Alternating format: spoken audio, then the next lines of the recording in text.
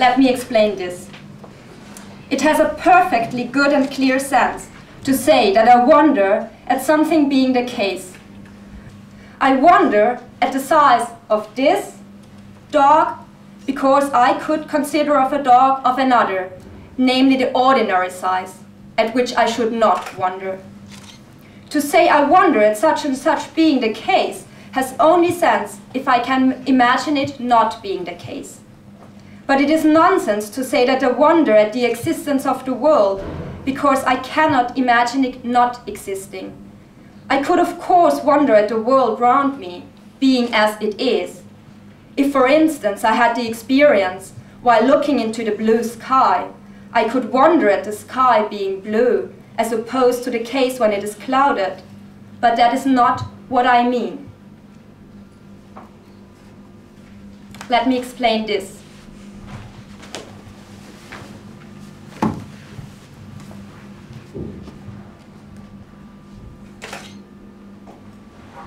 I am wondering at the sky, being whatever it is.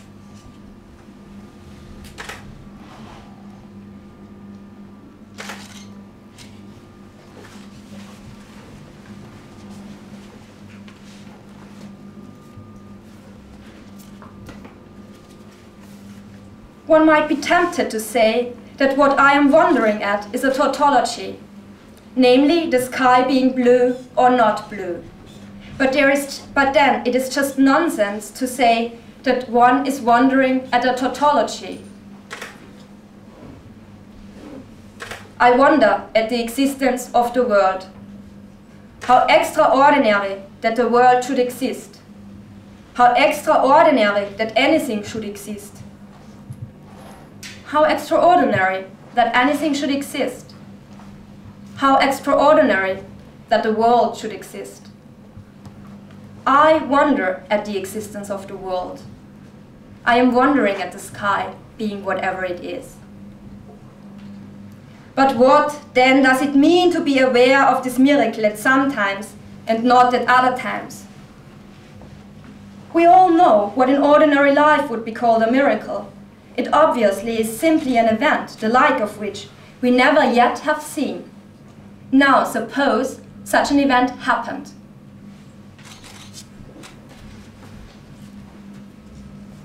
It seems to me obvious that nothing we could ever think or say should be the thing. Let me explain this.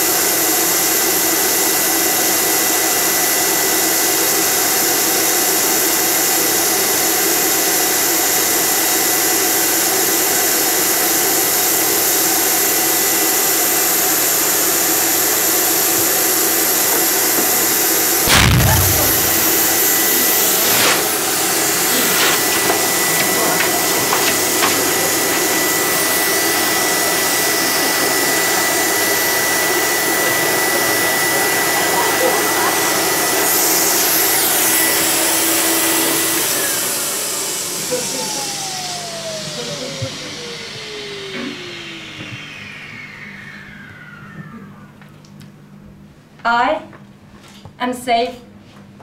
Nothing can injure me.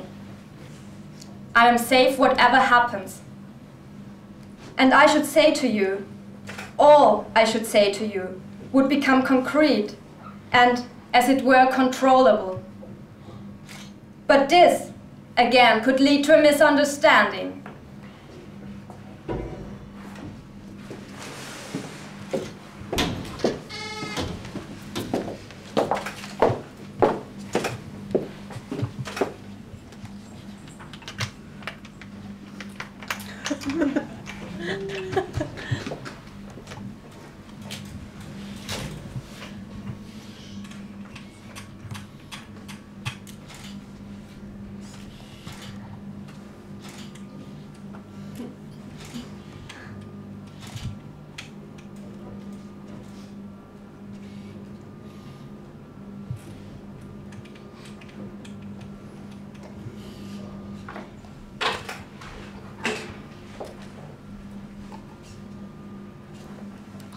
Now I am tempted to say that the right expression in language for the miracle of the existence of the world, so it is not any proposition in language, is the existence of language itself.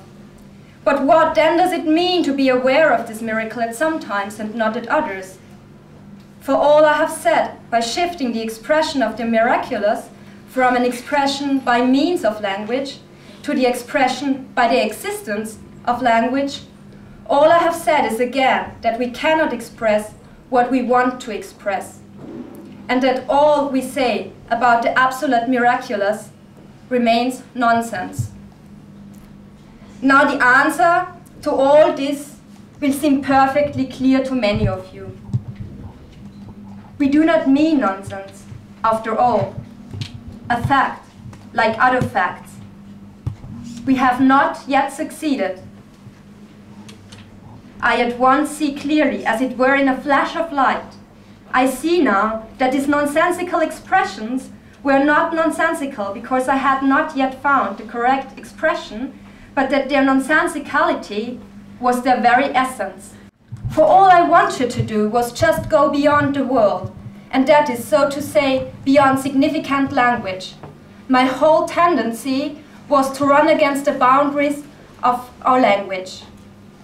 This running against the walls of our cage is perfectly, absolutely hopeless. Let me explain this. Suppose one of you